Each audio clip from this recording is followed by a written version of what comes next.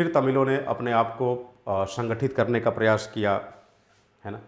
बाद में LTTE बनी, liberation tigers for Tamil Eelam, और उनका यही एजेंडा था कि हम एक तरह से श्रीलंका के अंदर तमिल लैंड प्राप्त करेंगे, तमिल देश बनाएंगे, है ना। तमिल एलम, एलम कहते हैं तमिल भाषा में देश को, एलम। और आप कह सकते हैं कि सिसेशनिस्ट टेंडेंसी श्रीलंका में बढ़ने लगी, अलगाववाद बढ़ने लगा। और प्रभाकरण का नाम आपने सुना होगा, है ना, जो इसका नेतृत्व कर रहा था। बाद में श्रीलंका की सरकार उसे रास्ते से हटा देती है, मार गिराती है, वगैरह वगैरह। भारत के साथ भी द्विपक्षीय संबंध कभी बनते थे, कभी बिगड़ते थे, कभी कमज़ोर, कभी मजबूत स्थिति, ये सब चलती रही। वही तमिल सिंघली संघर्ष ही ऐसा है जो भारत के एक बड़े ही होनहार प्रधानमंत्री को कहीं ना कहीं भारत से छीन लिया। राजीव गांधी जी की जो हत्या हुई, वो एक तरह से कह सकते हैं आतंकवाद के इतिहास में पहला ऐसा वाक़या था जब ह्यूमन बॉम्बर का कंसेप्ट आया। राजीव गांधी से पहले ऐसी कोई असासिनेशन आपको देखने को नहीं मिलती कि कोई व्यक्ति अपने अंदर बम फिट करके खुद को उड़ा लेता है और सामने वाले को उड़ा देता है। वहीं से ये शुरू हुई, ये LTTE की देन रही है ना। तो वहाँ का जो निर्जातीय संघर्ष रहा तमिल और सिंघलीज के बीच, इसका कुछ ऐसा ही स्वरूप था। सिंघलीज बुद्धिस्ट हैं, तमिल्स नॉन बुद्धिस्ट हैं। इनका ये मानना है, सिंघली ये भी आरोप लगाते हैं कि देश की जो हमारी प्राचीन संस्कृति है बुद्धिज़्म की, उसको तमिल डिस्टॉर्ट कर रहे हैं। ये हमारे अपने लोग नहीं हैं, ये बाहरी लोग हैं, समझ रहे हैं। कई सारे तमिल वहाँ से पलायन करके भारत में मजबूरीवश रहने को बेचारे अभिशप्त हैं। अगर देखें तो आज भी तमिलनाडु के अंदर 50,000 से अधिक तमिल रिफ्यूजीज़ पड़े हुए हैं। अभी जो CAA का आंदोलन चल रहा था, इस आंदोलन में भी आपने सुना होगा, ज़ोर शोर से ये आवाज़ उठाई गई कि केवल 6 नॉन मुस्लिम कम्युनिटीज़ यानी हिंदू, बौद्ध, जैन, सिख, ईसाई, पारसी, इनको भारत में नागरिकता दी जा रही है। और ख़ास करके उन्हीं इन 6 समुदायों के लोगों को नागरिकता दी जा रही है जो पाकिस्तान, अफगानिस्तान और बांग्लादेश से आए हैं। श्रीलंका से आए हुए तमिल हिंदुओं को क्यों नहीं दिया जा रहा है, ये मांग उठाई गई थी, है ना।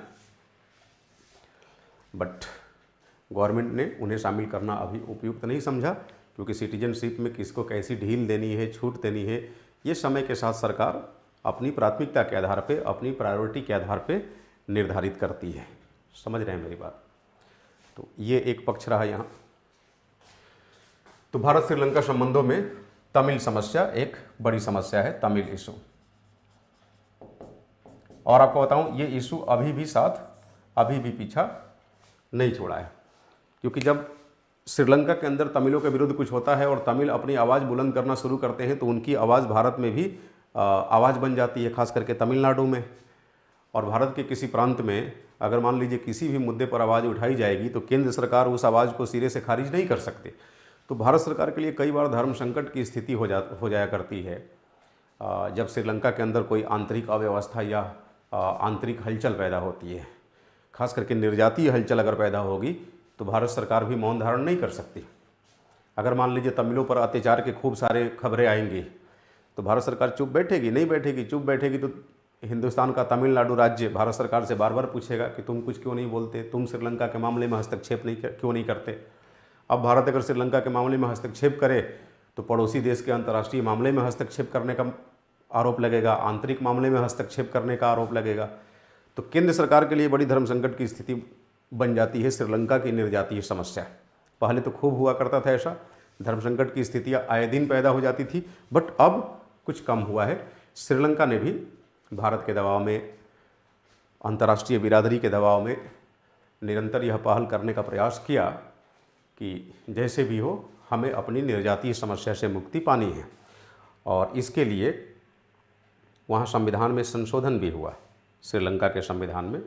और संशोधन करके ये कोशिश किया गया कि कुछ प्रांत तमिलों के लिए फिक्स कर दिया जाए जहाँ तमिल रहेंगे और उन्हें तमाम तरह की स्वायत्ताएं प्रदान की जाएगी, ऑटोनॉमी प्रोवाइड की जाएगी। बट समस्या ये है कि संविधान में संशोधन के पश्चात भी जो जो वायदे किए गए थे अभी तक श्रीलंका की केंद्रीय सरकार ने उसे पूरा नहीं किया, और नतीजा ये कि आए दिन आज भी तमिल डिसकंटेंटमेंट की खबरें देखने को मिलती है। वहाँ की तमिल आबादी अपनी सरकार पे आरोप लगाते हुए दिखती है। ठीक है,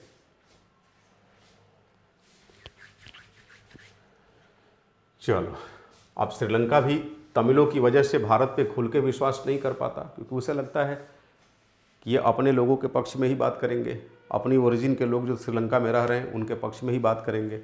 नतीजा कई अवसरों पर यह देखा गया कि उसका रुझान भारत की तुलना में कहीं ज़्यादा चीन के साथ हो गया, पाकिस्तान के साथ हो गया। और इस समय चीन और पाकिस्तान क्या, खैर पाकिस्तान तो चीन का पिछलग्गू के रूप में कह लीजिए, तो कहने के लिए दोनों देश चीन और पाकिस्तान श्रीलंका में बहुत इंटरेस्ट ले रहे हैं। वहाँ पर भारी भरकम निवेश किया जा रहा है चीन के द्वारा इंफ्रास्ट्रक्चरल डेवलपमेंट वगैरह के लिए। श्रीलंका चीन की ओबोर पॉलिसी का भी हिस्सा है, one belt one road policy. Sri Lanka के अंदर जो हम्बनटोटा बंदरगाह बनाया जा रहा है वो किसके द्वारा बनाया जा रहा है? चीन के द्वारा, है ना। वहाँ एयरपोर्ट्स डेवलप किए जा रहे हैं और भी तमाम तरह के पतन वगैरह पोर्ट्स वगैरह डेवलप हो रहे हैं। तो वर्तमान दौर में आप कह सकते हैं कि श्रीलंका में सबसे बड़ा निवेशक अगर कोई है तो वो निसंदेह चीन है ना। चीन के द्वारा वहाँ कोलंबो पोर्ट सिटी प्रोजेक्ट बनाया जा रहा है ना, कोलंबो पोर्ट सिटी प्रोजेक्ट। तो काफ़ी डेवलपमेंट हो रहे हैं। तो जाहिर सी बात है, जिस देश से आपके यहाँ सबसे अधिक निवेश आएगा, आपकी विकास योजनाएं उस देश के निवेश पे निर्भर हो जाएंगी, तो वैसे में आप उसका साथ देंगे ही देंगे, कहाँ तक विरोध कर पाएंगे। चीन कई सारे सामरिक समझौते कर रखा है, पाकिस्तान सामरिक समझौते कर रखा है श्रीलंका के साथ, है ना। और भारत के लिए चुनौती ये है भाई सामरिक दृष्टिकोण से, क्योंकि भारत का वो इमीडिएट नेबर है। अगर देखा जाए तो भारत और श्रीलंका के बीच बस वही पाक स्ट्रेट है, एक और क्या है। चीन तो काफ़ी दूर है उससे, है ना। फिर भी चीन अपना प्रभाव, एक तरह से अपना बढ़ा हुआ प्रभाव साबित कर रहा है श्रीलंका के ऊपर। भारत अभी उसमें सफल नहीं हो पा रहा है। अगर इसी तरह से मान लीजिए श्रीलंका पे भारत का प्रभाव कमज़ोर पड़ेगा, तो आपको नहीं लगता कि दक्षिण एशिया में भारत का जो सुपर पावर बनने का सपना है या ग्रेट पावर बनने का सपना है वो तो धराशायी हो जाएगा। तो हालांकि भारत भी इंडियन ओशन में जापान और अमेरिका के साथ मिलकर अपने प्रभाव क्षेत्र को बढ़ाने के लिए निरंतर प्रयासरत है, निरंतर प्रयास कर रहा है, कोशिश कर रहा है कि हम अपने प्रभाव क्षेत्र को बढ़ाएं।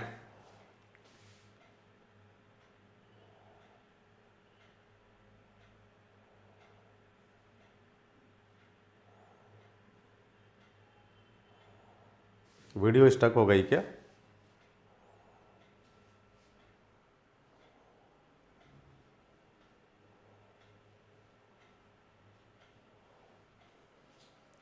चलो, अच्छा एक बात और बता दूं आपको, भारत का इसके जितने पड़ोसी देश हैं, है ना, किसी के साथ फ्री ट्रेड नहीं है ना, मुक्त व्यापार समझौता एक तरह से कह लीजिए। एक श्रीलंका ही ऐसा देश है जिसके साथ हमारा मुक्त व्यापार समझौता है। मुक्त व्यापार पढ़े हैं ना, FTA, free trade agreement. Free trade agreement जिस देश के साथ होता है उसके साथ ना तो हम कोई टैरिफ बैरियर्स लगाते हैं और ना ही कोई नॉन टैरिफ बैरियर्स लगाते हैं, यानी बेरोक टोक हम दोनों देशों के बीच व्यापार व्यवसाय हो सकता है। एक बात ये भी जान लीजिए कि श्रीलंका को पर्यटन से जो कमाई होती है वो सबसे अधिक भारत से होती है, यानी भारत से सबसे अधिक पर्यटक श्रीलंका में जाते हैं।